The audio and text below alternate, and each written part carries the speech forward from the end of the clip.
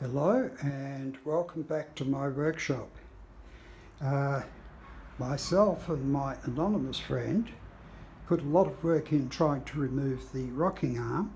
We could get it probably about halfway out, but we just couldn't get it the rest of the way out, and we put a lot of effort into it. So now we're going for Plan B.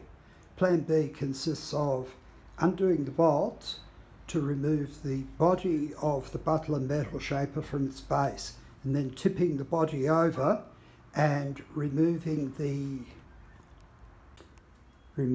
rocking arm and the ball gear through the base of the shaper. So that'll be a lot more work, but it will also give us the opportunity for a very thorough clean and an opportunity to check for other parts that need repair or replacing. So that's what we're going to do. So some of the things that we need to remove are the drive pulley there. We'll need to get that off, and the clutch will come off with that. The motor doesn't need to come off because it's connected to the base of the machine, not the body of the machine.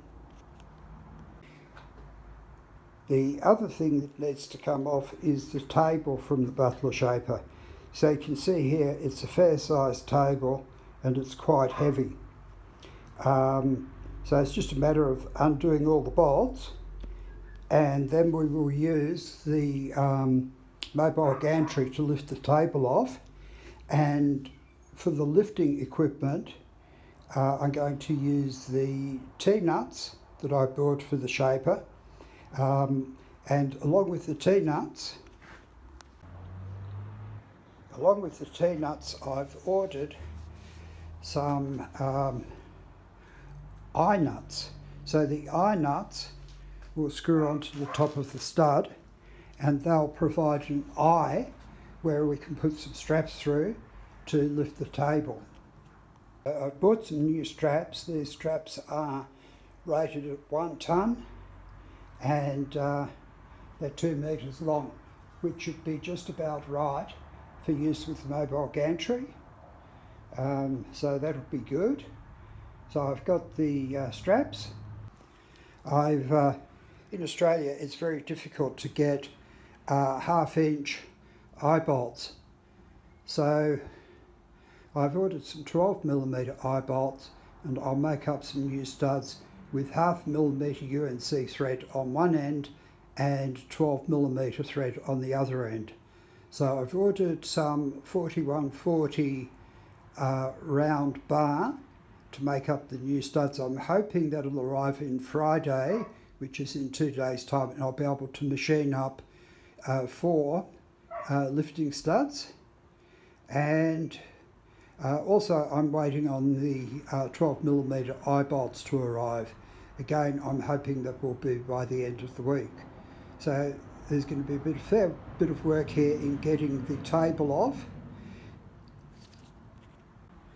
Now there's another reason for wanting to get the table off. The table is a rotating table, which is very nice. So I can undo the bolts, like this big bolt here, and I've tried using the rotating stud to rotate the table, but the table is very stiff and simply will not rotate. So actually having it off will enable me to look into that problem and sort that out, which would be good.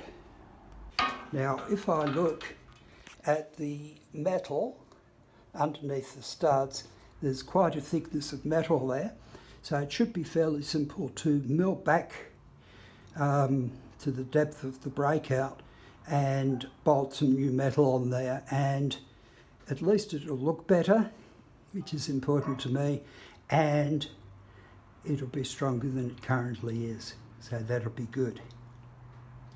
So you can see there's a fair bit of work coming up for me at the end of the week. And last weekend I spent all of Sunday 12 hours remarking exams that I'd already marked, and I'm glad that is all finally done. That is good.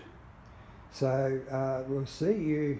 Oh yeah, before we get busy making the replacement studs for the table lifting, I'm going to make a couple of practice studs, just making them out of mild steel, just to practice my single point threading on metric and imperial. The lathe is an imperial lathe, but I've done a bit of metric screw threading, so that should all be straightforward, but I always feel a little bit of practice before getting the final metal is always a good idea.